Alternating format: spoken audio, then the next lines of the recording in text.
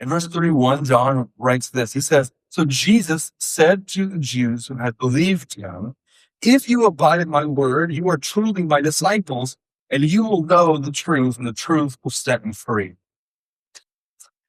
By the way, I want you to notice something. Who is Jesus talking to here?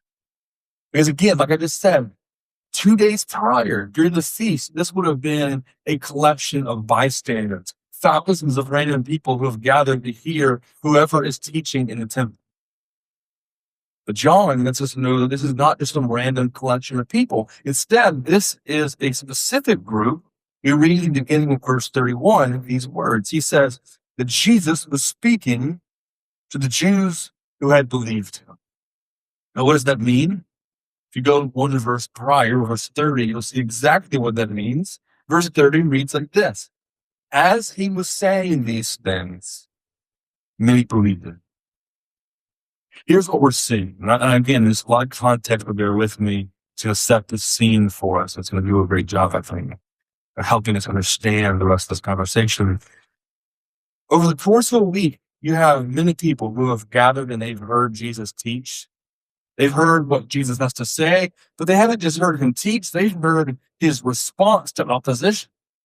The Pharisees come in, as we saw last week. They stand up and interrupt Jesus. They say, "Jesus, you're a liar." And the crowds, the thousands, get to see Jesus and how he responded to this opposition, how he responded when they made claims like that. Over the course of that week, you have to imagine that some people, as they heard these things, it began to become pretty compelling for them. They began to ask questions like, who is this guy? He responds with grace. He also responds with truth. He stands by what he says. As we see in verse 30, many of these people began to believe in what Jesus was saying. They began to become in agreement with the words that Jesus is teaching. And here, at the end of the feast, the end of this festival, as all these people have gone home, you now have a crowd who are still there because they want to hear more from Jesus. They want to hear what he has to say because they are beginning to believe in him. Church, here's what we are observing here. This crowd is a crowd of people who have begun their journey in faith. They are at the very beginning of their journey in faith. Their belief is genuine. I want you to understand that. Their belief is real. It's authentic. It's true.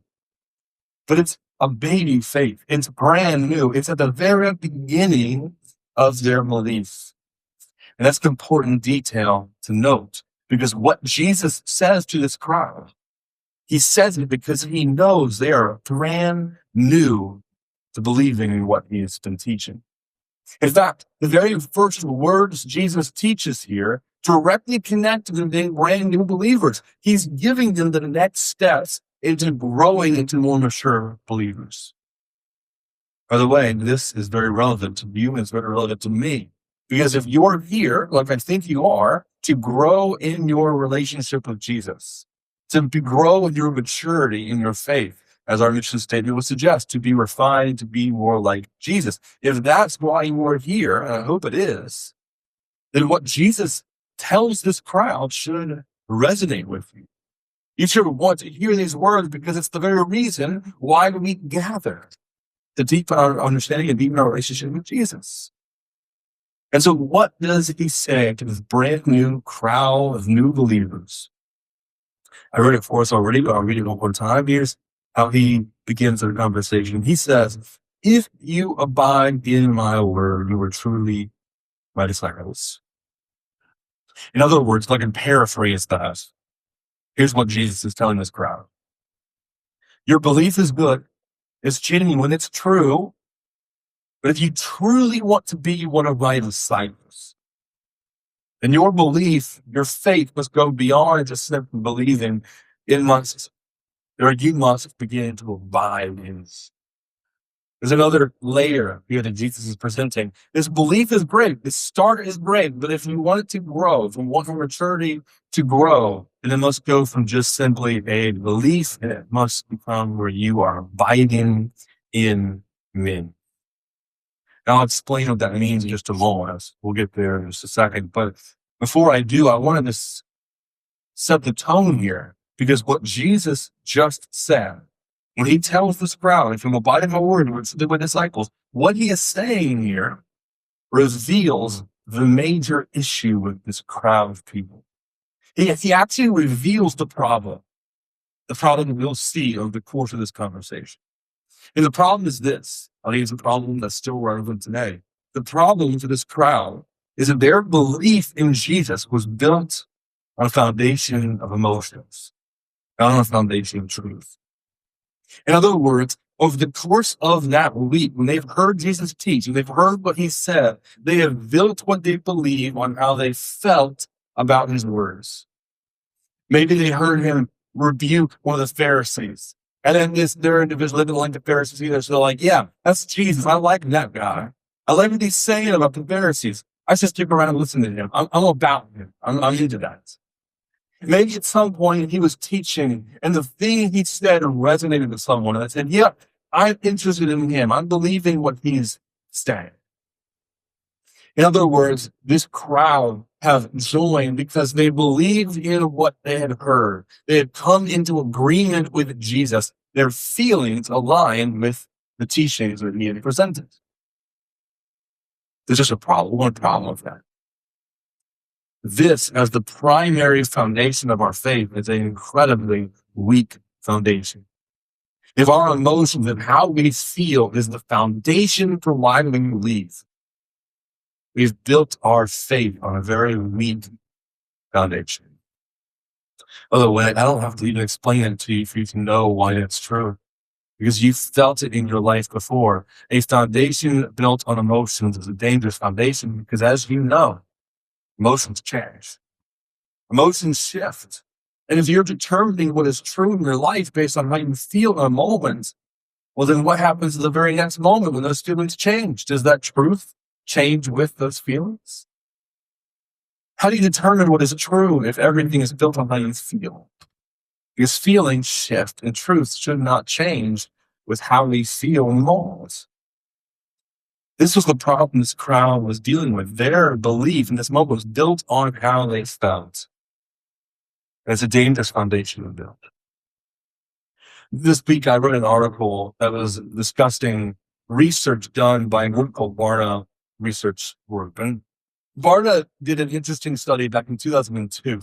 Almost over 2 decades ago, they made this study, and they went around the country and they asked thousands of people one simple question. How do you determine in your life what is true? They asked them to rank their decision making and what they use to determine truth. And here's what they've discovered. And again, it shouldn't be all that surprising to you. After thousands of people they asked, they came to the conclusion that the vast majority of Americans said their primary way in which they determined truth was based on how they felt when they were seeking that truth. In other words, most Americans believe that truth is based on how they feel in the moment. That was written in 2002. I don't imagine the difference now, because things have constantly shifted towards a feelings-based morality and feelings-based truth culture. Things shift. And we're seeing the effects and the danger of that in our own culture, taking religion out of it. We're seeing the danger when truth is built upon how we feel in the given moment. Jesus is interacting with the crowd who has built their belief on how they feel in a given moment. By the way, this crowd that we're looking at, they're a perfect example of the danger in this. Because jump down with me to the very end of the conversation. Go to verse 59 and we'll see that by the end of this conversation, there is a drastic change in their demeanor. The beginning, verse 31, began with them staying in Jerusalem because they believed in Jesus. And by verse 59, the very end of the conversation, it ends like this. It says, so they picked up stones to throw at him. But Jesus hid himself and went out of the temple. So here's the question. How can it be that a crowd begins a conversation believing in Jesus and it ends with that same crowd picking up stones to murder that man? How does that happen? The answer is simple. Their faith was built on emotions rather than truth. What they believed was built on how they felt, And over the course of this conversation, their feelings were challenged. And by the end of it, they were ready to kill Jesus because what he's saying now that allows how they felt when the conversation began. These emotions were slowly drifting away from truth. Jesus knew this, by the way. He knew that this was going to be a problem, which is why he began the conversation the way he did. When you go back to these words, you see that what he said at the very beginning of their conversation sets the tone for this being a problem. Faith must be more than just simply feelings and beliefs. Again, I'll read it for us one more time. He says that if you want to be real disciples, you need to abide in my word. Now, I told you, I'll tell you what that means, and I'll use an illustration to explain it. If you want to know, what does it mean to abide? How is that different than just belief? I'll give you this illustration. This is what helped me this week picture it. Maybe it's because this is the season of life I'm in, but some of you I'm sure can relate.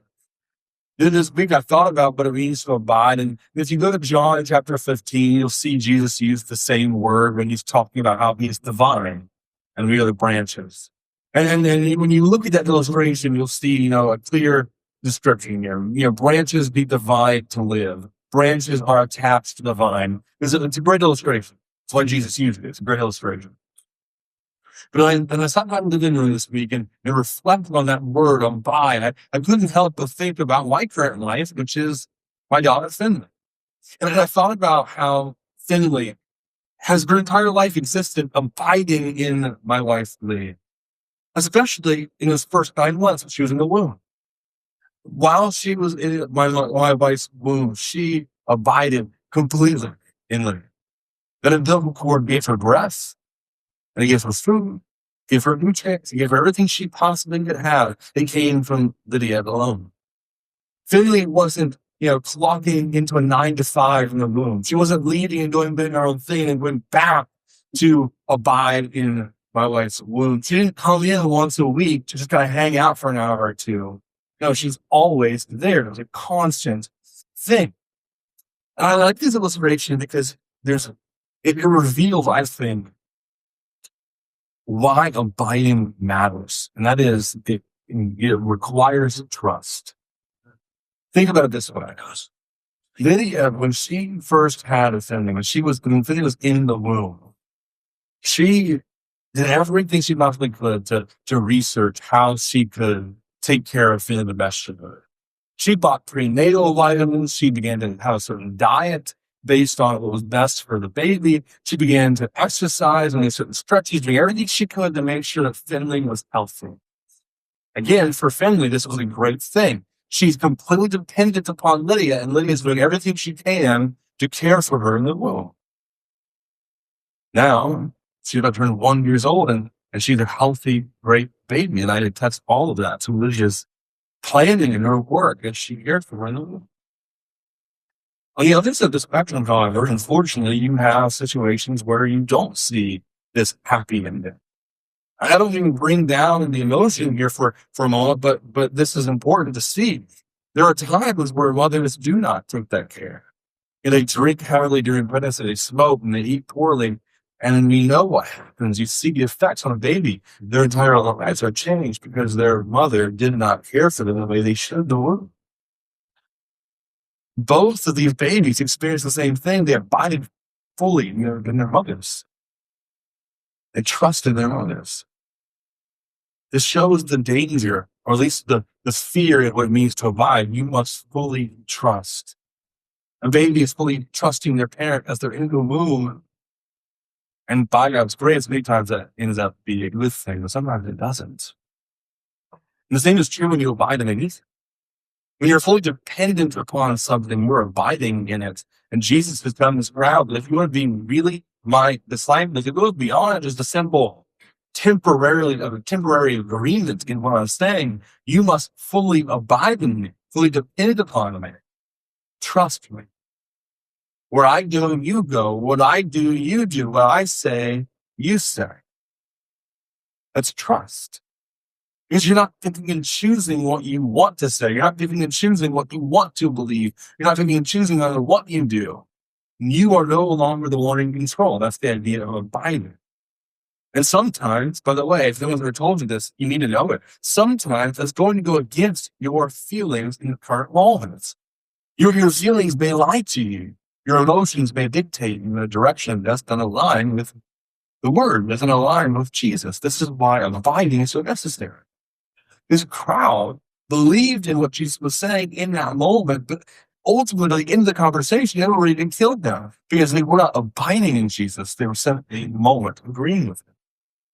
And so Jesus is telling them, if you want to truly be my disciples, it goes beyond just a simple momentary belief. You must trust me. You must put your faith in me. You must let me be the one running the show. Specifically, he says that you must abide in my word. And I think this is pretty self-explanatory. We have in front of us the word. His words are written, and we can learn from them and digest them and let them affect who we are. I think a great illustration is Psalm chapter 1, verse 3, where it says, he is like a tree planted by streams of water that yields its fruit in its season. And its leaf does not wither, and all he does and prospers. The psalmist here in chapter 1 is talking about the wise man, what the wise man does. And the stream is talking about the word.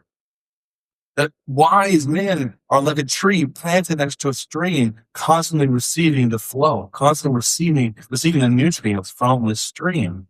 The same is true for us. When we plant ourselves in the word, it changes who we are. It's a constant state of nutrients. In other words, bringing it back to my earlier illustration, it's like an umbilical cord being plucked into us and it's giving us nutrients, and we trust in who he is and trust in Jesus and let him be the one who's guiding us.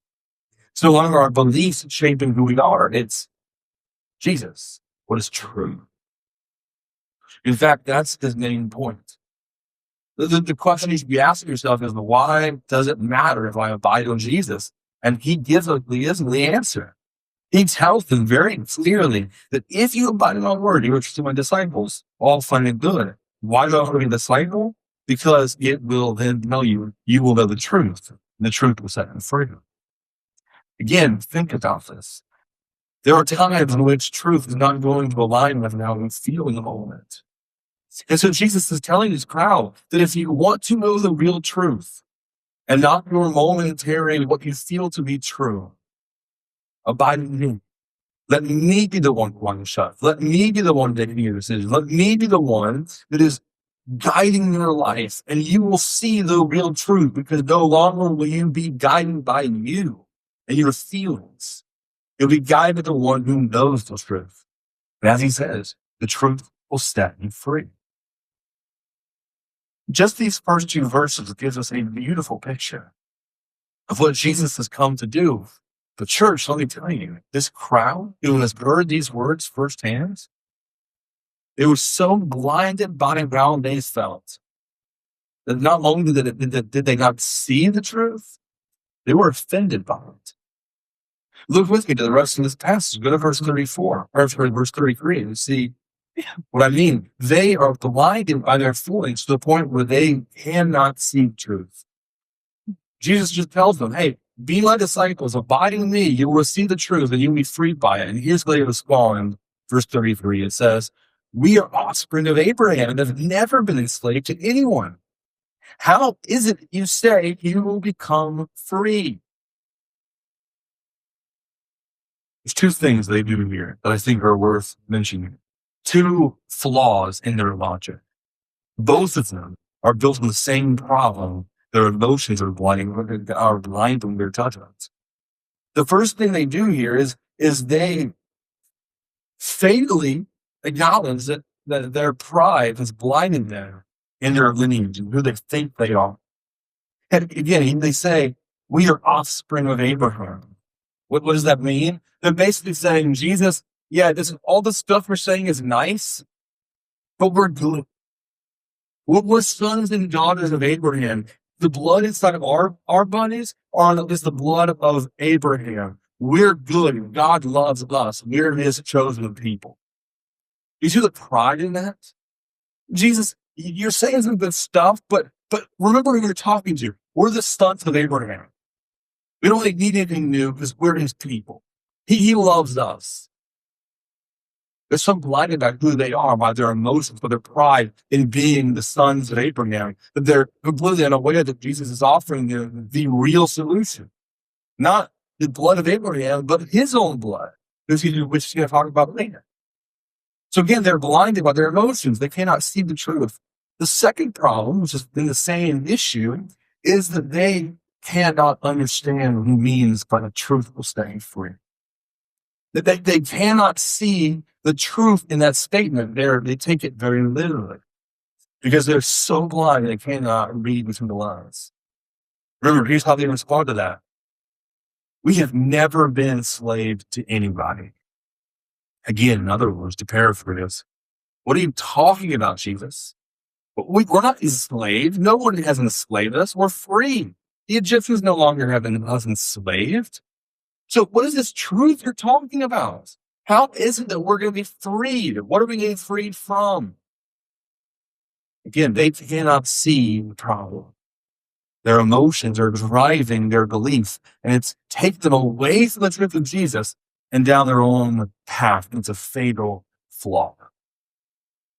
Jesus, in the next verse 34, responds to them, and he has to give them a crystal clear picture because they just cannot see it.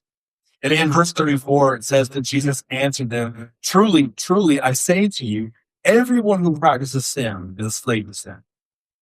The slave does not remain in the house forever. The son remains forever. So if the son sets you free, you will be free indeed." Now, just for a moment, pause here. I just want to talk about this for a few moments. Because what Jesus has just told this crowd, he kind of skips the whole Abraham thing. He'll get to that in a moment. But he addresses their comment about being enslaved. And he has to clarify for them, hey, yeah, you think you're free. And it's true by literal definition. No longer do the Egyptians enslave you. No longer are the Babylonians enslaving you. No longer are you enslaved physically. But Jesus clarified, I'm not here to free you from some real slavery. I'm here to free you from a slavery that you cannot be freed from on your own. I'm here to free you from the slavery of the sin. What Jesus is revealing is the whole point, which has come to save them from the only thing that they cannot be saved from outside of Him. And this is what I'm going to pause on for just a moment. I want to, walk away from this conversation. I just want to talk about that phrase, slave to sin, just for a moment. Because if you're like me and you've heard people talk about being a slave to sin, what most likely you've heard, and again, I think this is genuine, I think this is real, authentic, I think people have the right intentions here, but oftentimes I think we hear this, and the way in which we talk about being a slave to sin is when someone is trying to encourage us to stop sinning. Or where we say, hey, you need to stop being a slave to that sin. You need to stop doing this. You need to stop doing that. Again, that's good intentions, and that's right in a way. But I want to actually look at what Jesus just said.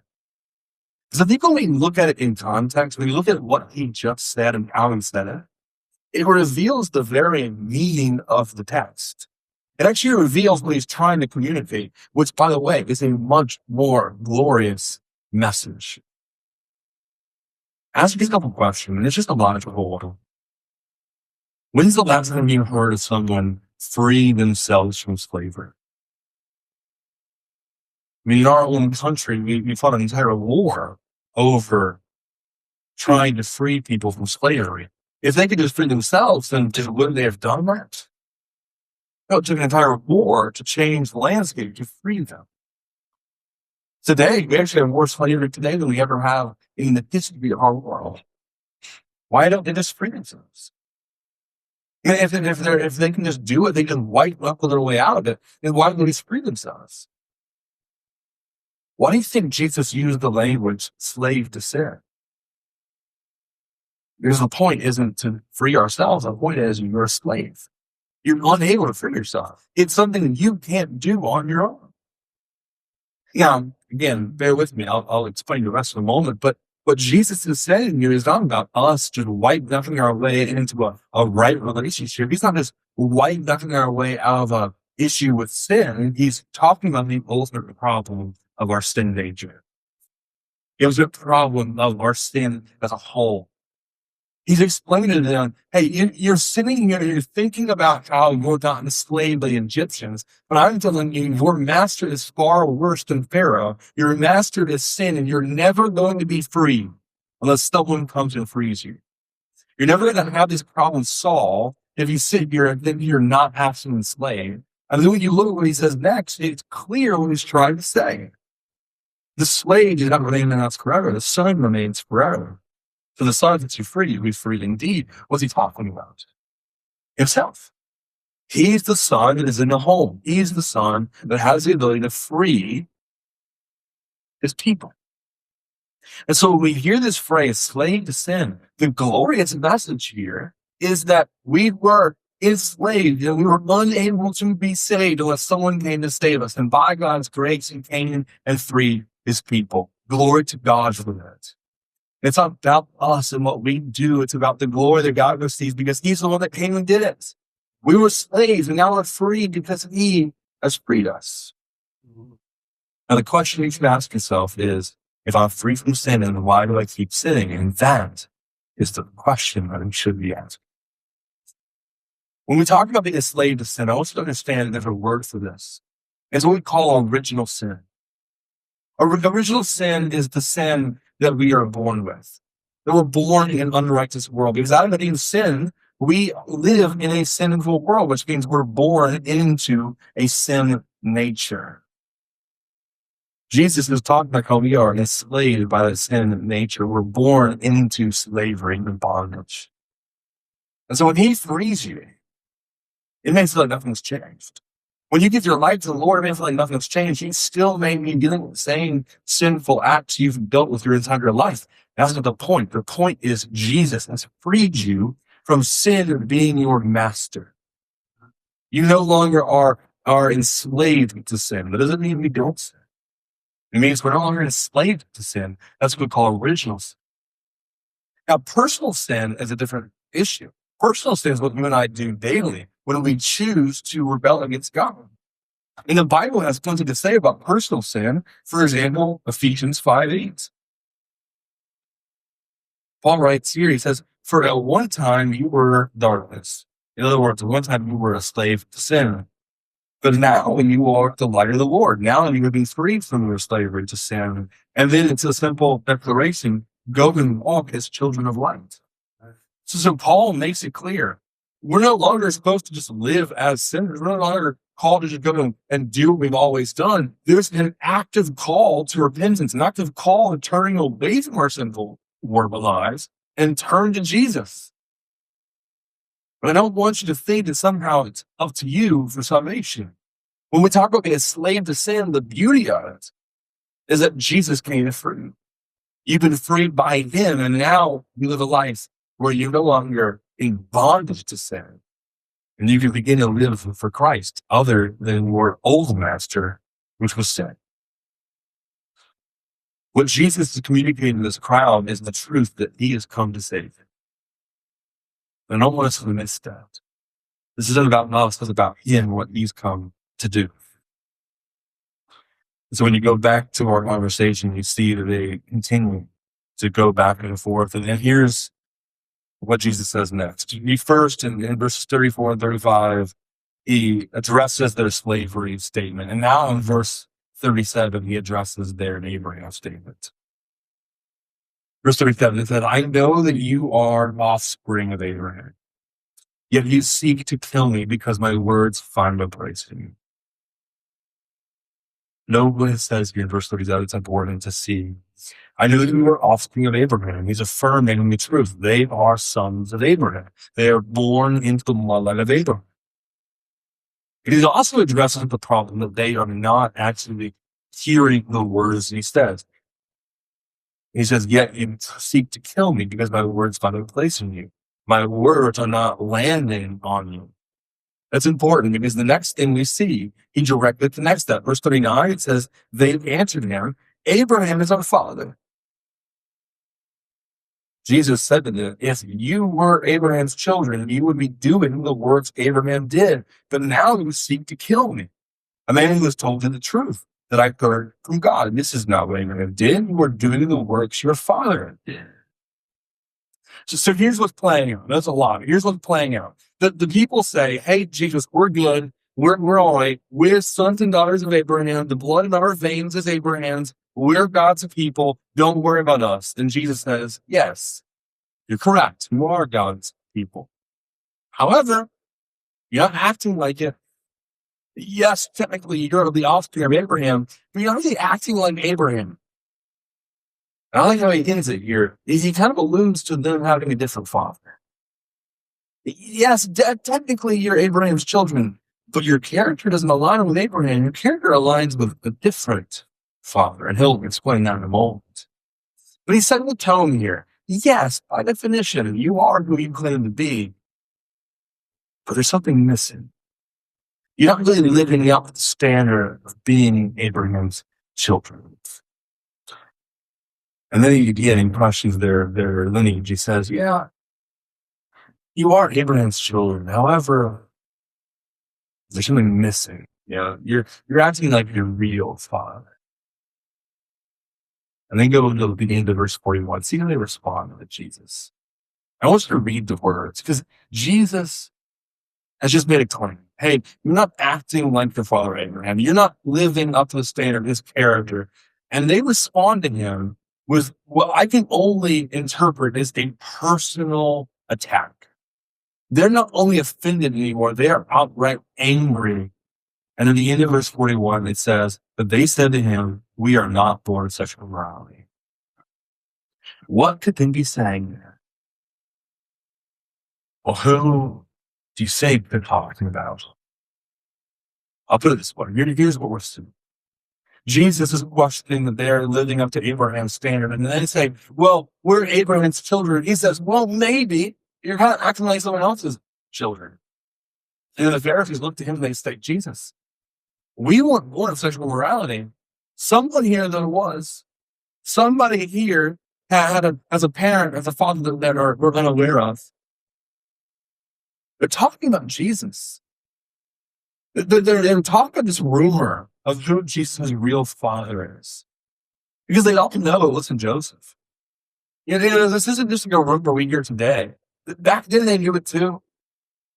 Mary was pregnant before she married Joseph. The question is all around the world, who's Jesus' real father? And so they're saying, hey, you're questioning who our dad is? Let's question who your dad is. Because we know who our dad is. It's Abraham. We don't know who your dad is. Here's the problem with that. It reveals that they do not know who Jesus truly is. They're blind to the truth, which is the very point Jesus has been making. You're blind. You're unable to see the truth. All you see is your emotions. You're offended by what I'm saying, and then you throw personal attacks my way. You do not live up to the character of the man you claim to be children of. You do not claim to be. You do not have the character of Abraham. And so finally, here's what Jesus says. He ends the debate in verse 44. He says, you are of your father the devil, and your wills do your father's desire. He was a murderer from the beginning and does not stand the truth, because there is no truth in him. When he lies, he speaks of his own character, for he is a liar and a father of lies. Can't be any more clear than that. I mean, he has clearly communicated what he wants them to know. You are of your father the devil. And why does it say that? Because they're doing what the devil does. It's as simple as that. He says the devil's a murderer. And as we've already seen in verse 9, it has us in them trying to kill Jesus. Abraham wouldn't do that, but the devil certainly would. They want him gone. They're so angry at his words, they want to murder Jesus. And all they're doing is affirming what he's claiming. You are your father, the devil. And I'll end here in verse 51 because Jesus reiterates the truth he's come to share. And this is the truth we all understand. This truth that this crowd was unable to hear because their emotions are blinding them. Verse 51, he says, truly, truly, I say to you, if anyone keeps my word, he will never see death. Church, let me end here, and I want to state this. The truth is going to hurt. Because the truth, by its very definition, is going to contradict our feelings. Not all the time. It's not that we should never feel anything. I think this story we've looked at, I think this conversation we've looked at is a clear warning to the ultimate problem. This crowd was so blinded by their feelings. But at the end of this conversation, they were so angry and so emotional that they were ready to kill Jesus. Because in their minds, he defended. And all he done is communicate the truth that they are sinners in need of a Savior. He didn't even demand anything of them. He demanded that they know the truth so he can go and die on the cross for their sins.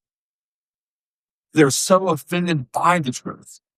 And instead of accepting that truth, they tried to kill Jesus and he gave him run away. I think you and I can look at ourselves in the mirror and ask this question as we close. Am I really abiding in Jesus, or are we in a temporary agreement? Maybe you come to church because, politically speaking, right now, the church generally aligns with your political beliefs. And that's not necessarily bad, but I just want to ask the question. You need to ask yourself the question: do I actually agree with Jesus, or are we temporarily in alignment? Because this crowd was temporarily in alignment with Jesus, and they ultimately tried to kill him.